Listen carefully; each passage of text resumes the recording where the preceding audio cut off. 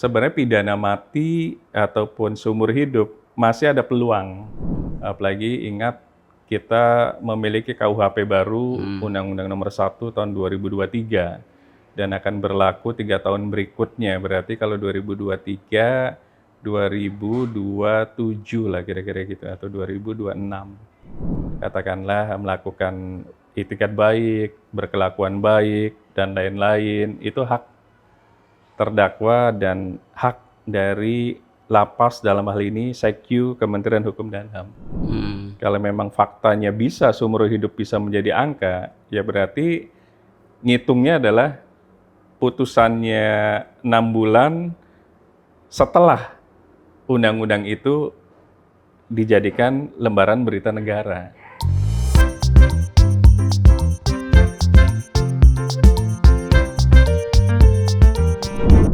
Kalau kita lihat dalam KUHP atau dari tuntutan JPU kemarin, itu kalau kita lihat pasalnya bisa masuk kategori pasal karet nggak sih Bang ini? Pasalnya sebenarnya sesuai dengan Sesuai keinginan ya? dari JPU karena kan ada dakwaan primer, ada dakwaan subsidiar. Dan terbukti terpidana sekarang masuknya dakwaan primer, artinya berhasil sebenarnya. JPU ini sudah memberikan sebuah fakta persidangan dan dokumen yang patut gitu loh. Bahwa dakwaan primer yang diamini oleh majelis hakim, baik pengadilan tingkat pertama, pengadilan banding, ataupun pengadilan kasasi. Artinya sebenarnya JPU sukses kalau menurut saya. Karena apa? Yang diambil adalah dakwaan primer.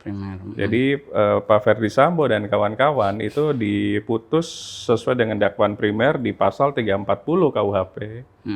Jungto pasal 55 KUHP. Jadi masuk di situ sengaja merampas nyawa orang lain dan direncanakan, dalam bahasa Belandanya mod gitu kan. Jadi ada pidana mati, ada seumur hidup, kemudian maksimum 20 tahun kalau angka gitu. Jadi kalau menurut saya sudah sesuai dengan KUHP kita gitu. Kemudian saya lihat juga hukum acaranya kan sesuai dengan hukum acara persidangan pidana kan. Jadi tidak ada misalnya nggak boleh mengajukan ada saksi yang meringankan. Ini kan semuanya diberikan room gitu loh, diberikan ruang keadilan, baik JPU pun boleh mengajukan saksi, kuasa hukum dan terdakwa pun boleh mengajukan saksi, baik saksi meringankan ataupun saksi ahli di sini kan, dua-duanya kan ada. Tinggal dari semuanya ya diputus dari uji materi tersebut kan, putusan majelis hakim pidana mati, di pengadilan tinggi juga diamini juga. Nah di Mahkamah Agung sesuai dengan tuntutan ya sebenarnya ini sudah masuk hukum acaranya pas gitu lah. Tidak melampaui, artinya hukuman seumur hidup jadinya jauh jadi angka gitu lah. Nah ini yang kalau menurut saya asas keadilan, asas hukum lebih tepatnya, asas hukum sudah masuk semuanya sesuai dengan hukum yang berlaku di Indonesia. Di Wetboek Strafrechtnya udah masuk semuanya. Oke, kita tahu setiap narapidana itu mempunyai hak untuk mendapatkan remisi. Nah, cuman tadi kalau saya nggak salah baca, Menko Polhukam Pak Mahfud MD itu mengatakan pertama dia mengapresiasi juga Hakim Mahkamah Agung. Kemudian Pak Mahfud juga bilang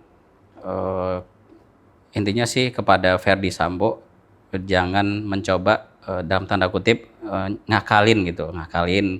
Ini nanti bisa dia melakukan upaya hukum lagi gitu ya. Misalnya vonisnya ringan lagi gitu ya, seumur hidup mungkin jadi 20 tahun atau 10 tahun gitu. Nah dalam konteks remisi Bang, Kes Sambo ini berhak juga mendapatkan remisi. Secara hukum bahwa tugas majelis hakim udah selesai. Sekarang beliau terpidana, istrinya dan teman-temannya masuk ke sebuah tahapan berikutnya namanya pembinaan di tempat yang namanya lapas. Nah, kekuasaan lapas itu berada di Kementerian Hukum dan HAM. Dalam hal ini Dirjen Pemasyarakatan. Artinya hak-hak dari terpidana itu pasti berlaku di situ.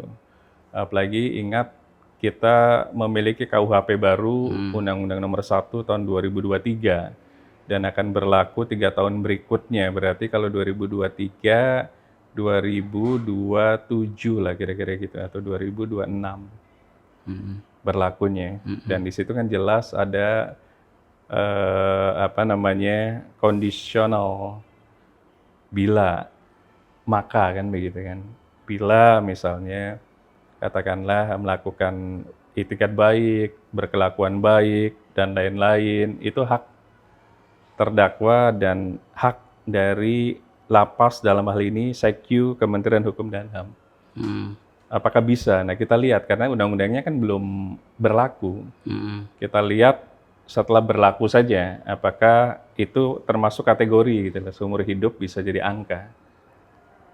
Faktanya nanti 3 tahun atau 4 tahun berikutnya. Kalau kita ngomong sekarang, undang-undangnya belum berlaku. Nah, kalau itu undang-undang berlaku, apakah boleh yang namanya retroaktif? Undang-undang berlakunya 3 tahun kemudian, bisa nggak yang sudah diputus di sebelumnya gitu? Berlaku surut gitu. Berlakunya. Atau dihitungnya adalah undang-undangnya lebih duluan. Undang-undangnya 2023 bulan April misalnya. Kemudian putusannya di bulan Agustus. Berarti kan undang-undang dulu. Baru putusannya beberapa bulan kemudian. Nah ini include nggak, masuk nggak di aturan yang baru ini? Ya kita lihatnya nanti di 3-4 tahun kemudian, nggak bisa sekarang. Kalau memang faktanya bisa seumur hidup bisa menjadi angka, ya berarti ngitungnya adalah putusannya 6 bulan setelah undang-undang itu dijadikan lembaran berita negara. Artinya undang-undang sudah ditandatangani dulu nih sama Presiden dan Menko Menkumham gitu loh. Kemenkumham. Jadi, nah itu nanti tafsirnya ke sana. Cuma kalau sekarang agak sulit karena undang-undangnya nanti berlakunya 3 tahun kemudian. Kalau fakta di lapangan ternyata bisa, ya mungkin itu suatu terobosan juga. Kenapa terobosan? Saya melihat begini, di pembuat undang-undang yang namanya Belanda, penjara itu udah sepi. Di Prancis, penjara pun udah sepi juga gitu loh. Bahkan beberapa penjara mungkin tidak difungsikan lagi untuk pemenjaraan gitu loh. Karena mereka menggunakan asas yang kita sebut sosial kemasyarakatan. Jadi hukuman sosial gitu. Goalnya apa sih? Ya memang benar gitu loh. Kenapa sih harus ada pemenjaraan gitu loh? Kenapa harus ada orang dipidana gitu loh? Kalau hal-hal yang sifatnya tidak berat, mungkin hukuman sosial bahkan lebih efektif gitu loh. Misalnya hukuman sosial, saya juga belum tahu di tahun 2027 itu. Contoh misalnya nyapu, misalnya dari Polda Metro Jaya sampai Monas gitu loh, si terpidana tersebut. Tanpa dipenjara, namun dikontrol misalnya oleh polisi Kumham misalnya, atau Satpol PP lah gitu lah. Itu kan lebih malu, difoto dan lain-lain. Dan pulang ke rumah, misalnya dari, let's say dari jam 8 pagi sampai jam 5 sore misalnya kira-kira gitu. Kemudian setelah itu tetap pulang ke rumah, nggak harus ke penjara. Mungkin itu sesuatu terobosan juga. Karena over capacity ini sudah terlalu, kalau menurut saya sedikit jadi mudaratnya gitu. Akhirnya apa yang terjadi, satu kamar rutan, kamar lapas nggak ideal sebenarnya. Satu kamar 5 orang, 6 orang. Gitu. Bagaimana proses pembinaan terpidana di dalam gitu loh. Kalau dalam kamar lapas rutan saja harus banyak orang gitu. Dia nggak bisa mungkin berpikir, kemudian hal-hal yang sifatnya imajinasi dan lain-lain gitu loh. Itu kan akhirnya mengekang gitu loh. Kenapa nggak?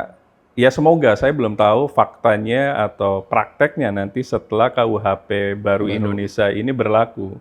Apakah hukuman sosial menjadi lebih banyak gitu. Karena kalau misalnya kita sebut semuanya harus masuk lapas, berapa APBN untuk menghidupi Orang yang ada di lapas kan harus dibiayai negara, makan pagi, makan siang, makan malam. Berapa uang yang harus didistribusikan negara, uang APBN untuk makan dari terpidana atau warga binaan atau kita sebut napi gitu loh. Itu sangat besar dan itu uang rakyat, uang kita, uang pajak gitu loh. Kalau ada alternatif hukuman sosial, itu mungkin bisa jadi lebih baik. Apakah ada jaminan orang masuk penjara akan lebih baik? Gitu? Dikekang 24 jam, tidak bisa bergerak kemana-mana, hak asasinya dikekang semuanya. Memang akan ada perdebatan yang panjang. Nggak ada efek jerah dong kalau hukuman sosial. Kita lihat saja nanti kalau memang KUHP itu betul-betul dilakukan, apakah nanti hukuman sosial akan lebih banyak? Atau tetap masuk pemenjaraan gitu. Kalau saya ngelihat sisi idealisnya, kalau over capacity kan banyak lapas, ada yang rutan dibakar dan lain-lain. Kenapa sih hukuman itu harus pemenjaraan semuanya gitu? Kenapa nggak ada hukuman sosial tadi yang membuat orang akhirnya malu dan mungkin deteran efeknya atau efek jerahnya mungkin bisa jadi lebih tinggi gitu kan. Karena bagaimanapun mereka lebih malu sebenarnya dilihat orang dibanding di dalam tempat yang terisolir. Mereka kan ketutup. Tapi kalau dilihat orang gitu, hukuman sosial, mungkin nyapu tadi dari satu tempat ke tempat yang lain, orang pada melihat, terus dikontrol oleh Satpol PP atau polisi dari rutan dan lain-lain, sipirnya. Mungkin itu lebih membuat efek jerah mungkin ya. Ya tinggal nanti aplikatifnya nanti di 3 tahun kemudian setelah KUHP itu betul-betul menjadikan KUHP yang memang masuk ruang lingkup ke semua tindak pidana, baik pidana umum ataupun pidana khusus. Jadi itulah yang saya lihat antara efek jerah, humanisme, dan konstruksi hukum yang berlaku di KUHP sekarang dan KUHP yang akan berlaku di 3 tahun kemudian. Kalau bicara remisi, remisi ini apakah itu berlaku bagi semua terpidana, Bang? Misalnya contoh dia terpidana hukuman mati. Nah, apakah itu remisi itu juga berlaku bagi si terpidana ini? Atau remisi ini hanya berlaku bagi terpidana yang misalnya hukuman SH tadi atau 20 tahun, 10 tahun gitu? Secara hukum acara atau hukum pidana yang berlaku di Indonesia, pasti remisi itu akan mengurangi. Akan mengurangi yang hukumannya angka. Dalam 1 tahun dipotong misalnya remisi karena dia berkelakuan baik, remisi umum berapa bulan, remisi khusus berapa bulan, kemudian nanti akan ada pembebasan bersyarat setelah menjalani 2/3 dari hukuman yang sudah dijalankan. Otomatis kalau 10 tahun setelah remisi mungkin menjalani nggak nyampe 10 tahun karena dipotong. Kemudian 2/3-nya katakanlah misalnya di tahun ke-7 bisa menghirup bebas. Itu masih PB, belum bebas murni. Kemudian apakah ada amar putusan membayar denda? Kalau nggak membayar denda berarti ditambah berapa bulan dan lain-lain. Dan itu kalau memang tidak membayar denda berarti kan mungkin remisi tidak berlaku misalnya. Karena sesuai dengan putusan dari majelis hakim. Kemudian menariknya adalah bagaimana dengan orang yang diputus dengan seumur hidup atau pidana mati. Apakah masih tetap mendapatkan remisi? Sebenarnya pidana mati ataupun seumur hidup masih ada peluang. Pertama, peluang upaya hukum yang namanya upaya hukum luar biasa, yang namanya PK. Yang kedua adalah gerasi. Beberapa kasus yang pidana mati pun sampai sekarang belum dipidana mati. Karena untuk melakukan pidana mati itu costly juga, anggarannya sangat besar. Dan sampai tidak ada tidak ada upaya hukum. Kalau upaya hukumnya ada, contoh misalnya PK, gerasi. Kalau memang gerasinya bisa diampuni, berarti kan bisa berubah total. Artinya memang kalau seumur hidup logikanya adalah remisi pun dipotong kemana? Karena seumur hidup kan putusannya kan. Berarti seumur hidup ada di lapas tersebut gitu loh. Kalau pidana mati harus ditembak, kira-kira begitu kan. Kalau seumur hidup berarti selamanya ada di lapas penampung, apakah di Jakarta atau di Bandung atau di Nusa Kambangan atau dimanapun gitu. Dan namanya terpidana boleh pindah gitu, sesuai dengan keluarganya, misal keluarganya terdekatnya di mana atau paling banyaknya di mana gitu. Jadi kalau misalnya memang masih ingin adanya perbaikan, yang bisa melakukan sebenarnya adalah terpidana. Jaksa roomnya sudah nggak ada, JPU itu sudah mentok gitu loh. Kalau misalnya katakanlah terpidana seumur hidup mengajukan gerasi, tiba-tiba gerasinya di-approve sama presiden. Gimana? Ya berarti hak dari terpidana gitu. Nah, bagi tiba-tiba korban jadi angka misalnya 20 tahun gitu. Nah, bagi korban adil juga enggak? Kalau bagi korban mau berapa tahun pun sebenarnya tidak ada asas, bukan asas, artinya merasa nggak akan adil karena nggak mungkin nyawa itu digantikan dengan material sebanyak apapun gitu loh. Pasti nggak akan adil gitu. Cuma mau gimana lagi? Apakah bisa menghidupkan orang yang sudah wafat gitu loh. Jadi pasti tidak ada keadilan bagi keluarga terdakwa. Bagi korban, keluarga korban gitu. Pasti tidak ada asas keadilan. Namun kalau boleh coba merefleksikan ya. Pak Ferdi juga kan punya anak juga. Adil nggak anaknya yang masih mungkin katakanlah butuh bimbingan dari orang tuanya, tapi orang tuanya di dalam semuanya. Secara mentality juga kan sebenarnya fatal juga gitu loh, tanpa bimbingan orang tua. Jadi coba mungkin merefleksikannya ke sana. Tapi kalau kita dari perspektif korban ya pasti tidak akan ada keadilan karena memang nyawa itu nggak bisa digantikan dengan material berapapun, rupiah berapapun, atau USD berapapun. Nggak bisa digantikan, karena itu nggak bisa di-create lagi kan, roh itu kan. Jadi kalau kita lihat perspektifnya ke sana, bagi keluarga Joshua pasti apapun tidak akan ada rasa keadilan. Mau pidana mati pun sebenarnya, pasti tidak akan ada rasa keadilan. Karena apa? Nyawanya anaknya sudah hilang. Sedangkan yang dipidana mati masih ada. Entah kapan dieksekusi kan begitu. Karena masih ada room untuk melakukan upaya. Baik PK ataupun gerasi. Dan kalau misal gerasinya di-approve, nanti ribut lagi. Kira-kira gitu kan. Padahal itu hak dari terpidana untuk melakukan upaya hukum gerasi gitu. Ya itu kalau kami sebagai praktisi hukum ngelihat memang tidak akan bisa dibandingkan nyawa dengan material berapapun. Jadi lebih baik mungkin berdamai, hormati putusan majelis hakim, berdoa, dan ya kalau memang bila perlu, bila diinginkan, melakukan upaya hukum perbuatan melawan hukum atau mungkin restitusi yang memang room itu dibuka oleh hukum kita gitu lah. Tinggal di-approve apa enggak kan sama termohon. Berarti ada pemohon, ada termohon kan begitu. Penggugat ataupun tergugat. Itu yang bisa dilakukan. Oke. Mungkin terakhir Bang, sebagai penutup, ini mungkin di luar konteks Sambo. Tadi disebutkan seumur hidup, hukuman seumur hidup. Nah ini di luar, mungkin publik juga banyak perdebatan gitu. Ini seumur hidup ini, maksudnya seumur hidup terdakwa itu, misalnya dia 50 tahun, artinya penjara 50 tahun, atau seumur hidup sampai dia meninggal. Mungkin bisa sebagai informasi ke Sobat Pantau, Bang. Iya, oke.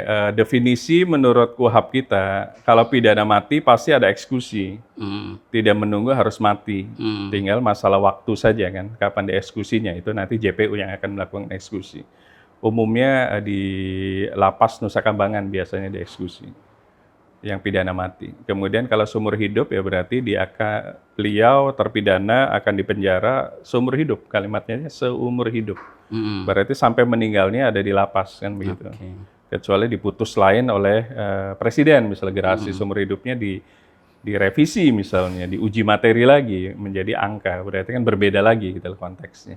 Kemudian kalau angka pasti remisi akan berlaku dan dia akan dikeluarkan 2/3 setelah menjalani masa hukuman dan setelah dikurangi remisi. Gitu. Artinya kalau angka pasti akan ada keluarnya kapan gitu. Apakah PB, pembebasan bersyarat ataupun bebas murni.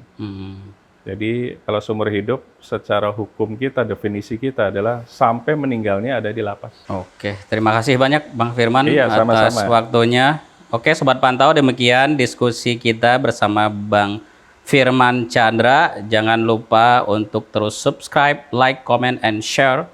Pantengin terus berita terbaru dan terhangat hanya di pantau.com. Sampai jumpa di Pantau Update berikutnya.